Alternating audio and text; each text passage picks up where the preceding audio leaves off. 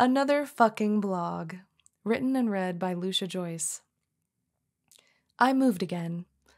I officially live in Yucca Valley, California, about 12 minutes from the west entrance of Joshua Tree National Park.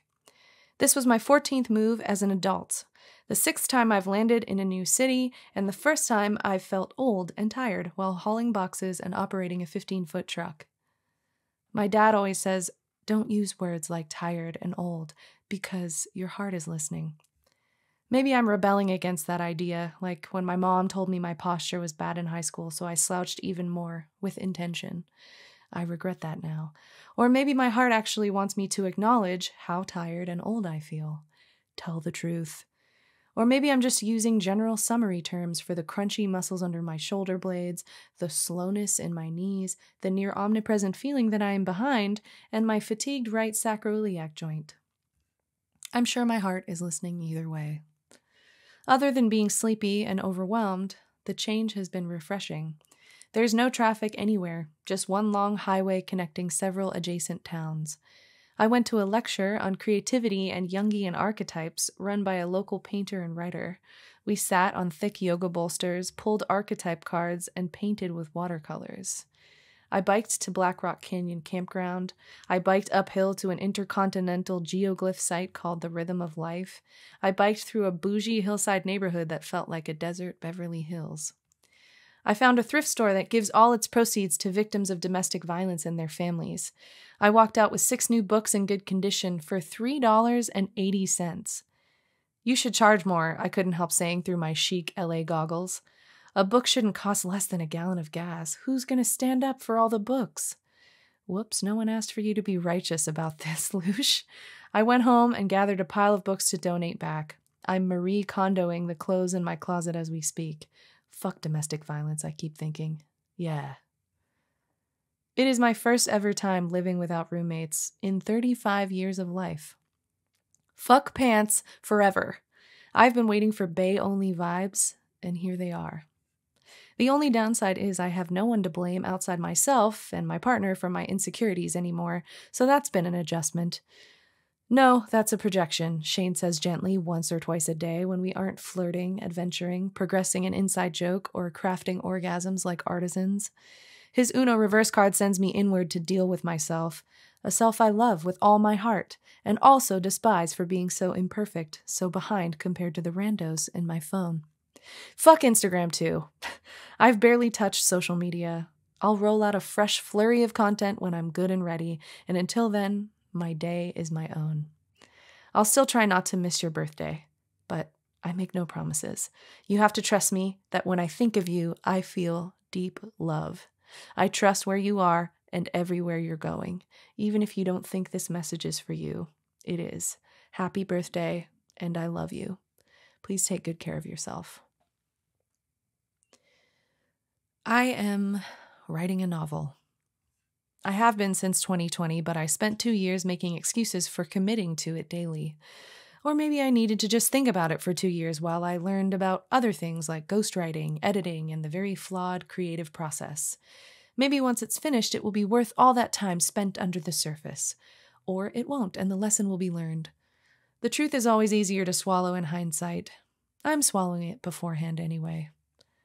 I've been living my life for the past 2 years, finding ways to travel, dance without killing myself, grow creatively, think differently about or at least stop fearing money, keep an eye out for flowers, and self-forgive.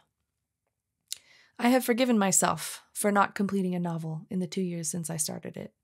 The only book agent I've met with so far had this advice: I'd rather have it good than have it fast. Something tells me that learning this lesson so early in my career is a good idea. If George R.R. Martin can take 6 years to write some of his books, then I can definitely take at least 3. I have started a long process of research and character and timeline development. I understand now that writing a book requires at least twice as much reading as writing. Yesterday, after splitting 6 tortilla pizzas, 2 beers, and a rose petal-infused joint, I worked up the courage to read some material to Shane. We sat around our newly dug backyard fire pit in plastic chairs that came with the yard. The day before, we'd bounced down a rutty dirt road to Giant Rock, California, a place for daredevils to boulder and graffiti artists of all levels to practice the craft. We climbed a little in the rock piles.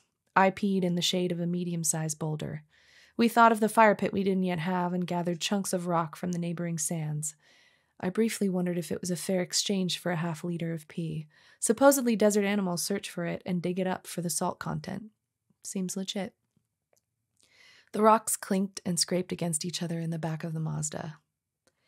Like so many things that Shane makes, I did not witness the building of the stone circle fire pit. It simply appeared, along with a pile each of logs and kindling, foraged from other parts of the yard.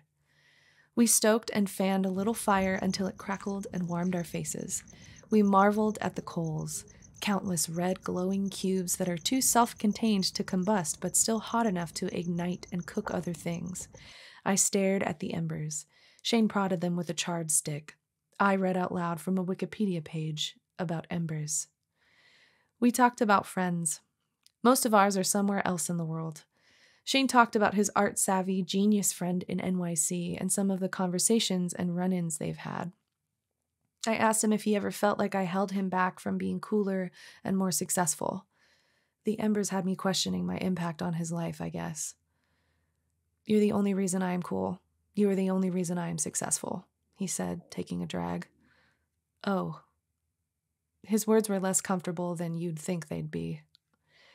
He gassed me up for a while. We talked about money and me taking my time finding meaningful opportunities instead of applying to some retail or food service job just to feel like I'm contributing. "So you're pretty hype about writing this book, huh?" Yes. My heart boomed. I told him I'd just found and transcribed a handwritten first chapter from 2020, and new ideas and avenues of research were flowing fast and hard every day. He said he was still wrapping his mind around the fact that contained within me was this whole secret story he knew nothing about. I asked if he'd like me to read some of it to him. Yes, of course, always. He asked me to read it without any qualifying statements. I opened my laptop under the desert stars. The weed kicked in. I could barely keep it together. "I've never read this out loud to anyone and I'm scared," I said before croaking out the first few sentences. He said no qualifiers, but I couldn't help myself. I stumbled through about 1,800 words, tears choking in my throat. He listened, leaning back in the chair, his fingers pressed into his own closed eyelids. He audibly exhaled every few lines, and we both could feel that it was good, already, even in such an early phase of development. It was imaginative and compelling and decently written. Part of me already knew, but the rest of me realized it right along with him.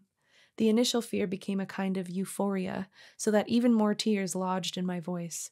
Positively and negatively charged tears feel exactly the same, which is never not a shock and an injustice to me. Earlier this month, I felt like I wanted to be pregnant. Feeling behind, plus possessing an aging womb, plus wanting to vow to nurture something with my whole being. Nothing really fell into place to make that commitment just yet, and I mostly just whined about the idea. After a week in our desert home, I decided to make a vow with myself instead, to nurture a story, to create a womb between my heart and mind and birth a fucking novel, the interdimensional auto-fiction fantasy that I've always wanted to read. Since that decision, every moment feels charged. Everything I see and hear feels relevant to the story, from street names to streaming series, from class enrollments to catch-ups with old friends. I have made a decision, finally, and am enjoying perhaps the first peak on the hero's journey, feeling ready and starting, both once and for all and anew each day. If you've known me for a while, you know I rip through blogging websites like Doja Cat rips through hairstyles.